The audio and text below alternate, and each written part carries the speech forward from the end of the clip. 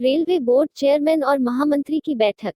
कुछ मसलों का जल्द ही समाधान संभव, Shivgopal Mishra. New Delhi. Railway board chairman Vinod Yadav और all India railway men's federation के महामंत्री शिवगोपाल मिश्रा के बीच हुई लंबी बैठक में कई अहम मुद्दों पर सकारात्मक रुख होने से उम्मीद है कि कुछ मसलों का जल्द ही निस्तारण हो जाएगा, जबकि मूल विषय ट्रेनों का संचालन प्राइवेट ऑपरेटरों को दिए जाने के मसले पर जल्द ही एक बैठक रेल मंत्री, चेयरमैन रेलवे बोर्ड और फेडरेशन के साथ होगी, जिसमें इस मुद्दे पर विस्तार से चर्चा होगी। एक अप्रेंटिस के मुद्दे पर महामंत्री ने चेयरमैन रेलवे बोर्ड को विस्तार से जानकारी दी है, जबकि लार्जेस के एवज में प्रस्तावित सैल्यूट स्कीम का महामंत्री ने विरोध किया है। उल्लेखनीय है कि रेल मंत्री पीयूष गोयल के साथ साथ पिछले दिनों महामंत्री शिवगोपाल मिश्रा की बैठक हुई थी, जिसमें कई अहम मुद्दों पर रेल मंत्री ने चेयरमैन रेलवे बोर्ड को कहा था कि वो फेडरेशन के महामंत्री के साथ बैठक कर सकारात्मक फैसला ले। रेल मंत्री ने स्वयं कहा था कि कई ऐसी मांग है जिनका समाधान पहले ही हो जाना चाहिए था, लेकिन ये सभी मांग लटके हुए हैं। रेल मंत्री की पहल के बाद हुई ये बैठक लगभग 2 घंटे तक चली।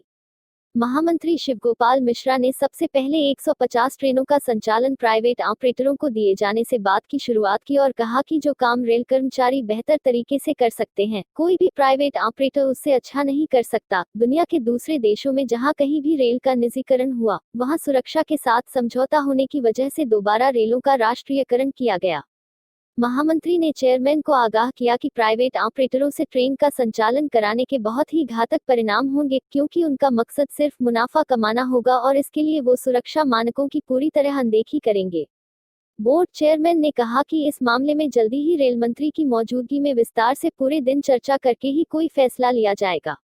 सीआरबी ने वादा किया कि अभी जितने भी रेल कर्मचारी कार्यरत हैं, उनमें से किसी भी कर्मचारी का कोई नुकसान नहीं होगा, बल्कि आने वाले समय में उन्हें कुछ फायदा जरूर हो सकता है।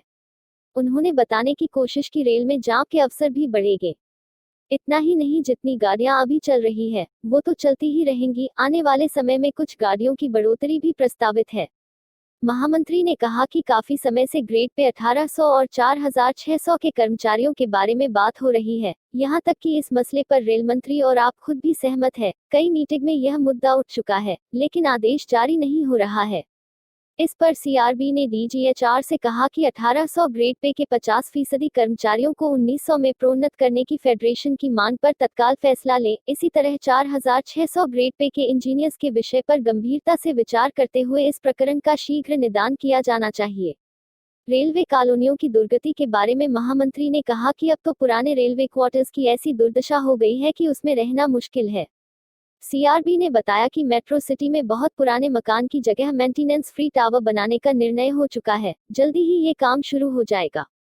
फेडरेशन की एक मांग काफी समय से चली आ रही है कि सीधी भर्ती कोटे की रिक्तियों से 10% पदों की कटौती कर इसे ट्रैक मेंटेनर समेत समस्त ग्रेड पे 1800 के कर्मचारियों हेतु एलडीसीई चयन में शामिल किया जाए।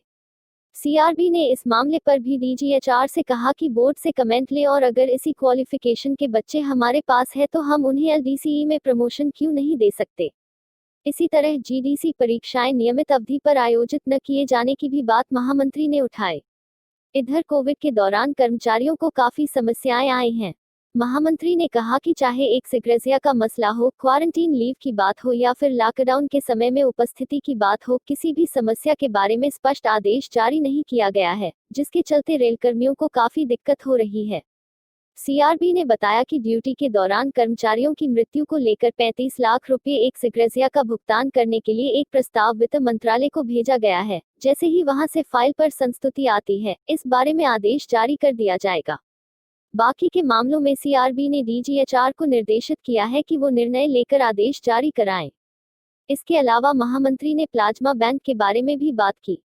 इसे सीआरबी ने तत्काल स्वीकार करते हुए नॉर्दर्न रेलवे के सेंट्रल हॉस्पिटल को कहा है कि वो तत्काल प्लाज्मा बैंक बनाए। इसी तरह दूसरे जोन में भी इसकी व्यवस्था होगी। महामंत्री ने सीआरबी के सामने एक अप्रेंटिस का मामला जोरदार तरीके से उठाया। इस पर चेयरमैन रेलवे बोर्ड ने अपनी दुविधाओं का खुलासा किया। फेडरेशन के महामंत्री ने उनकी सभी दुविधाओं को दूर करते हुए कहा कि अब इसमें किसी तरह की दिक्कत नहीं है।